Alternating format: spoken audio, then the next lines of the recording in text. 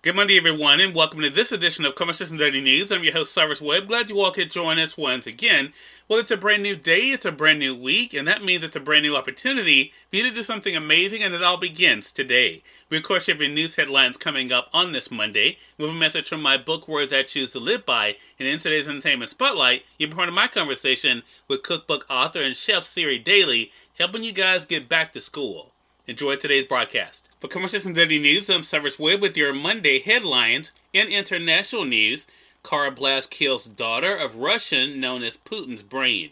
The daughter of an influential Russian politician theorist, often referred to as Putin's-brain, was killed in a car bombing on the outskirts of Moscow, authorities said on Sunday. The Moscow branch of the Russian Investigative Committee said preliminary information indicated 29-year-old TV commentator was killed by an explosive planted in the SUV she was driving Saturday night.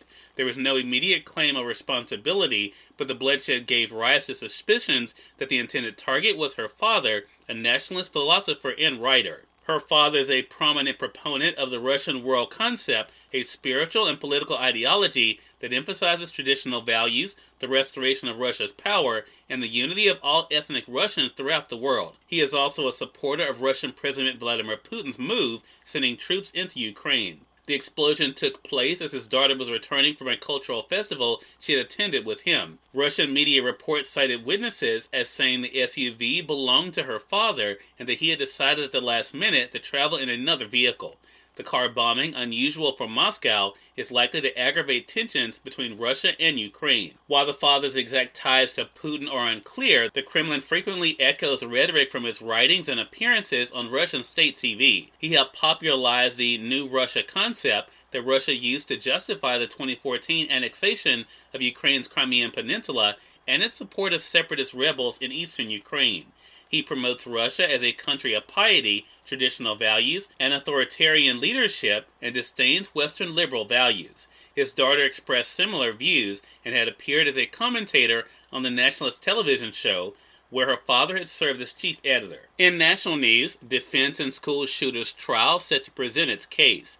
The prosecution spent 3 weeks telling jurors how Nikolas-Cruz murdered 14 students and 3 staff members at a Florida high school 4 years ago. Now his attorneys will get their chance to present why they believe he did it, hoping to get him sentenced to life without parole instead of death. Melissa McNeil, Cruz's lead public defender, is expected to give her opening statement today, having deferred its presentation from the start of the trial a month ago. She and her team will then begin laying out their 23-year-old client's life history, his birth mother's abuse of alcohol and cocaine during her pregnancy, leading to possible fetal alcohol syndrome, his severe mental and emotional problems, his alleged sexual abuse by a trusted peer, the bullying he endured, and his adoptive father's death when he was 5, and his adoptive mother's 4 months before his February 14, 2018 attack at Parkland's Marjorie Stoneman Douglas High School. In more national news, witness about R. Kelly says, "I didn't want to carry his lies."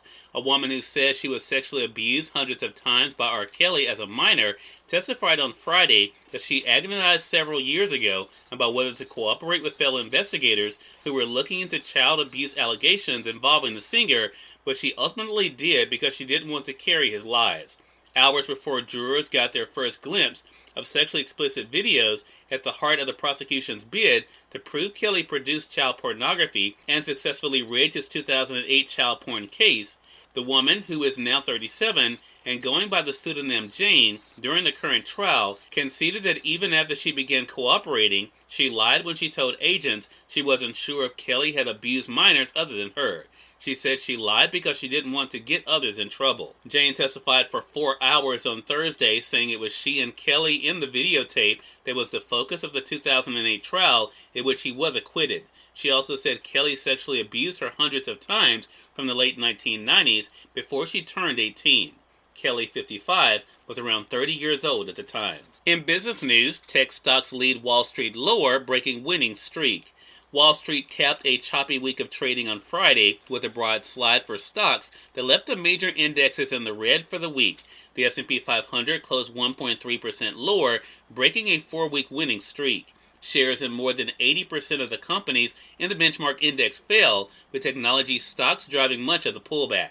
The tech-heavy NASDAQ composite fell 2% and also ended 4 weeks of gains. The Dow Jones Industrial Average dropped 0.9%, ending slightly in the red for the week. And finally, in entertainment news, Dragon Ball Super Best Beast at box office with $20 million.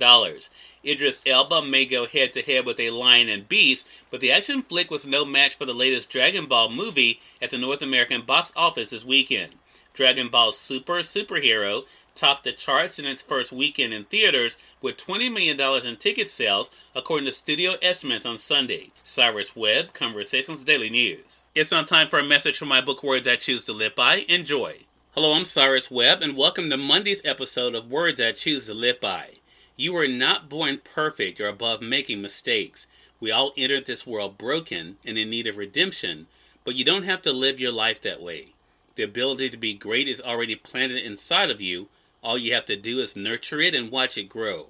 Have an amazing Monday. Siri, Daly's featured in today's Entertainment Spotlight. We're here on Conversation Daily News. For Conversation Daily News, I'm Cyrus Webb with Entertainment Spotlight. Cookbook author and chef Siri Daly joined me on Conversations Live, the radio show, to help you guys with some back-to-school ideas. Here's a bit of our conversation. As a mother yourself, Siri, this is something that is not new to you. So what are your tips for managing the excitement and balancing the chaos of heading back to school? I mean, plan ahead as much as you possibly can. That's my biggest tip. I am a planner. I have a giant color-coordinated calendar in my office that has everything from weekly schedules to lunchbox ideas written out so that it's a great visual not only for myself but for my children to kind of, bring a sense of calm because they know what to expect. Love that. Siri, you mentioned lunchbox ideas. Let's get into that a little bit. Do you have any lunchbox ideas that maybe our parents can try at home? Absolutely. I have a wonderful recipe for a